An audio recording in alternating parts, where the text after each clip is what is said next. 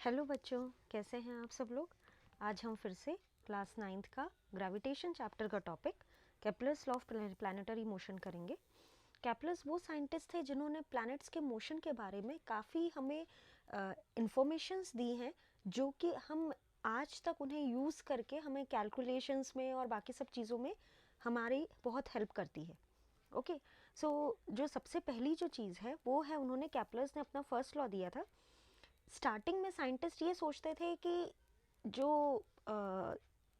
अर्थ का जो ऑर्बिट है, मीन्स मान लीजिए कि अगर हमारे पास में सन है, सन सेंटर में है और अर्थ और सभी प्लैनेट्स एक सर्कुलर ऑर्बिट में सन के अराउंड घूम रहे हैं। पहले साइंटिस्ट की थिंकिंग ऐसी थी और वो उस हिसाब से कैलकुलेशंस करते थे।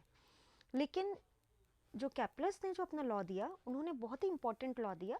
उन्होंने ये कहा कि जो प्लैनेट जो सन के अराउंड घूम रहे हैं वो सर्कुलर ऑर्बिट नहीं है, सर्कुलर ऑर्बिट नहीं है, वो एक इलिप्टिकल ऑर्बिट है। इलिप्ट क्या होता है? अंडाकार शेप।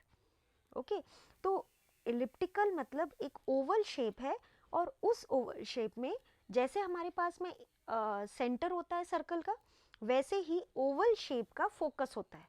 ओके, तो यहाँ पे उसके फोकस पे सन है और जो प्लैनेट है वो उसके ऑर्बिट में इस तरह से एक किसी भी डायरेक्शन में रिवॉल्व कर रहा है।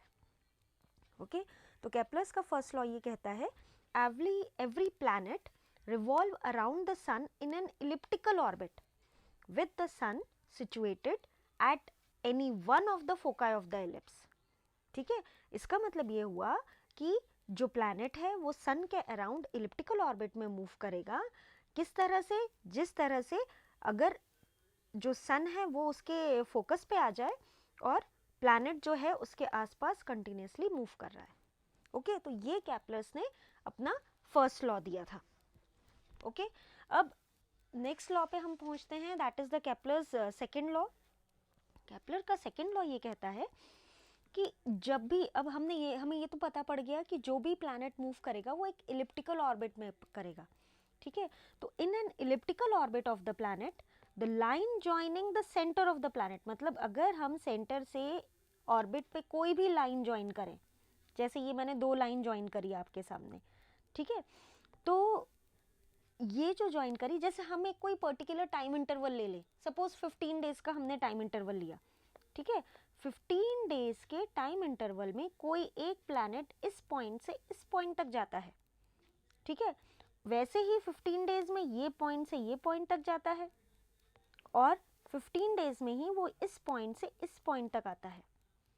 ठीक है, तो ऐसे ए से बी, सी से डी और ई से एफ, हर 15 डेज में वो ऐसे इंटरवल कवर करता है। ठीक है, तो इन दैट केस अगर इन दोनों पॉइंट्स को मिला के ये जो एरिया जो बन रहा है वो एरिया भी हर 15 दिन के लिए बराबर होगा।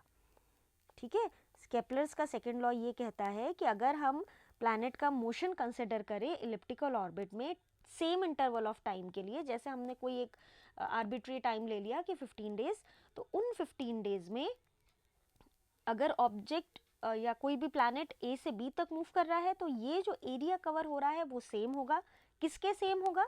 यहाँ तक के। Okay, O A B is same as O C D is same as O E F.